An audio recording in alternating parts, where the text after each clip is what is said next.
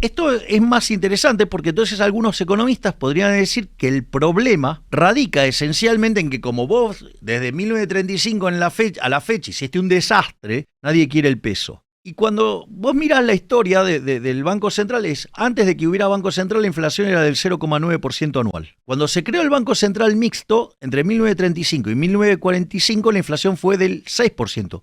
Es un número muy alto para los registros de la época. En 1946 lo nacionalizaste. Y hasta 1991, que fue el repudio generalizado de la moneda, porque vos tuviste dos hiperinflaciones, la de Alfonsín en el 89 y la de Menem, la inflación promedio fue del 250% anual.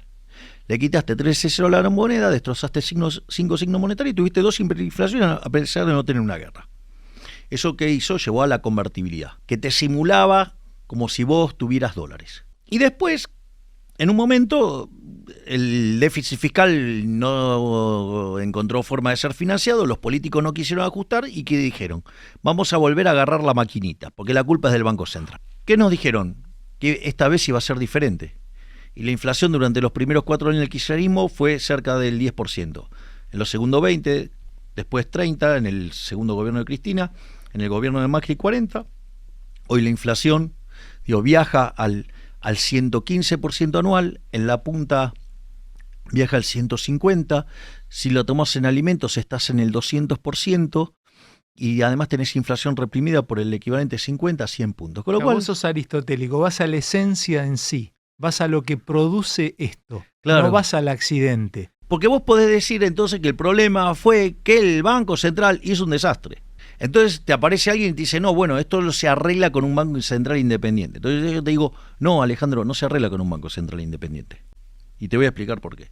En el caso de la convertibilidad, vos tenías una regla de política monetaria. Esa regla de política monetaria era muy dura porque era una política donde la oferta de dinero crecía solamente contra demanda de dinero, o sea, no había chance de que tuvieras inflación, porque el momento que vos querías pesos, ¿cómo hacías? Le vendías $1 al Banco Central.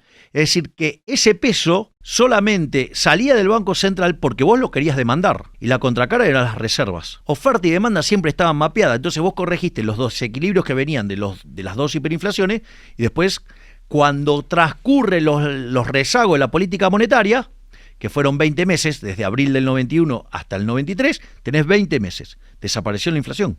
Es decir, viste que decimos que los rezagos de la política monetaria oscilan entre 18 meses y 24 meses. Es decir, acá en 20 meses limpiaste el efecto de dos hiperinflaciones. No es menor, ¿eh? No es menor. Entonces, la regla monetaria aseguraba justamente que no hubiera inflación. La regla monetaria la entendía todo el mundo entendía un peso, $1. No solo que todo el mundo la entendía, sino que además la regla había sido exitosa porque logró bajar la inflación. La regla era tan popular que ganaba elecciones. La regla ganaba elecciones. El que decía que respetaba la regla ganaba elecciones. Y no solo eso, hay algo que para mí es todavía muchísimo más profundo, mucho más profundo. Toda la estructura contractual de la economía estaba edificada sobre la regla, con lo cual romper la regla era un desastre. Y los políticos prefirieron causar ese desastre con tal de seguir la orgía de gasto público. Con lo cual, que no me vengan con la independencia del Banco Central y que mucho menos me venga con el tema de la independencia del Banco Central, la gente de Juntos por el Cambio, que el 28 de diciembre de 2017, Marcos Peña, Caputo, Duhovne se llevaron puesto a Federico Sturzenegger. ¿Ok?